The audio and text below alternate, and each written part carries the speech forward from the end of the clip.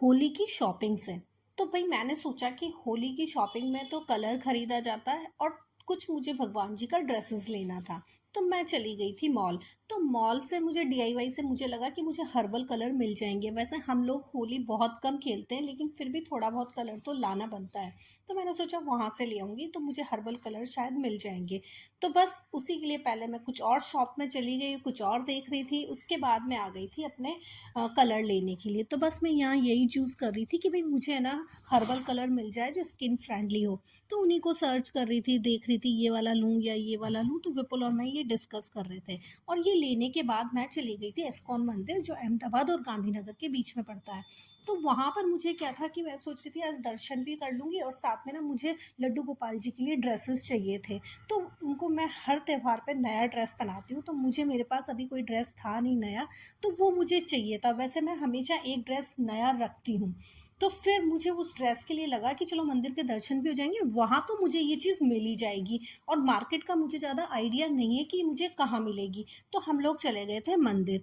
मंदिर जाकर हमने वहाँ पर सब दर्शन वर्शन किए और दर्शन करने के बाद में यहीं पे ना एक शॉप भी थी। वहाँ से तो मैंने कुछ ही सामान लिया, मुझे ज़्यादा कुछ समझ में नहीं आया। फिर बाहर भी ना काफ़ी सारी शॉप लगी हुई थी मंदिर के बाहर।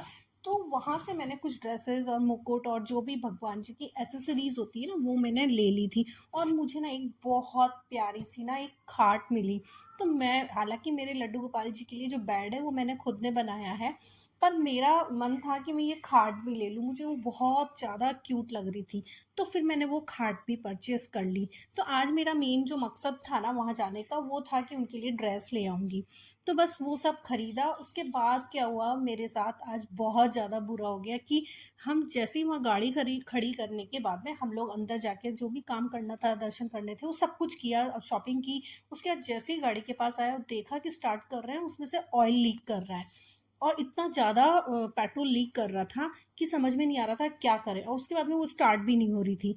और फिर हमने मैकेनिक ढूंढा, इधर उधर कॉल किया, विपुल ऑटो से भी जाकर इधर उधर ढूंढ के लाए, लेकिन कोई नहीं मिला और हमें रात के वहीं पे 10 बजने वाले थे। फिर उसके बाद में इधर उधर हमने पार्किंग ढूंढी लेकिन हमें पार्किंग भी नहीं मिली। फिर हमने लास्ट में क्या किया कि हमको किसी ने बोला कि मंदिर की पार्किंग में खड़ी कर दो। तो जाके हमने मंदिर की पार्किंग में खड़ी की और खड़ी कर कर और हम लोग आ गए घर। अब देखते हैं कि कल तो होली है, अब शायद परसों जाके और गाड़ी को लेकर आएंगे। तो भाई देखते हैं क्या रहता है, या शायद कल ही जाकर गाड़ी को सही करवा कर लेकर आए, क्योंकि हमें और कोई रास्ता भी नहीं नजर आ रहा था। तो बस उसके बाद तो हम लोग आ गए थे घर। और घर आते आते हमें 11 बज गया था, तो बस कैब किया और घर आ गए। और उस टाइम विपुल और मैं ही गए थे। तो आज का तो मेरा दिन ना बड़ा परेशानी वाला निकला। ये अगले दिन जब हम निकल रहे थे वापस अहमदाबाद के लिए, जहाँ हमारी गाड़ी पार्क की गई थी, तो सोचा अब उसको ठीक करा के लाते हैं। तो आज विपुल ने हाफ डे लिया था, वो ऑफिस से आ गए थे लंच के बाद और हम दोनों निकल गए थे। तो बस वहाँ मंदिर में हम पहुंचे।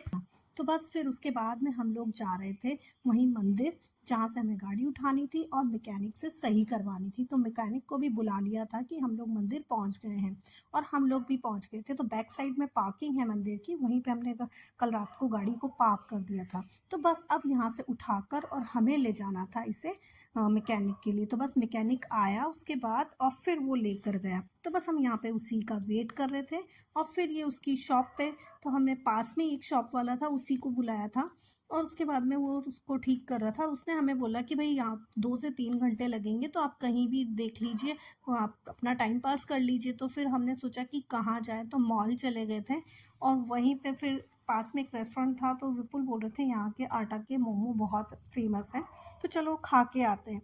तो फिर हम लोग दोनों चले गए थे और खा कर आए। तो ये पालक की जो पेस्ट होती है उसके साथ इसका आटा बनाकर और ग्रीन कलर के मोमो थे, ये बहुत टेस्टी भी थे। पहाड़ी मोमो थे ये, तो हमें बहुत अच्छे लगे। फिर बस ऐसे ही टाइम पास कर कर फिर हम लोग आ गए थे। जब गाड़ी ठीक हुई तो हम निकल गए थे गांधीनगर के लिए। और रास्ते में हर जगह होली जलाई जा रही थी, तो बस फिर हम लोगों ने यहीं उतर कर और दर्शन कर लिए कि भाई आज और तो कुछ कर नहीं पाएंगे, वैसे भी इतना लेट हो गए हैं, घर भी जाना है, यावी अकेली है। तो बस यहीं से होली के दर्शन कर लिए थे और यावी के कल एग्ज़ाम भी है।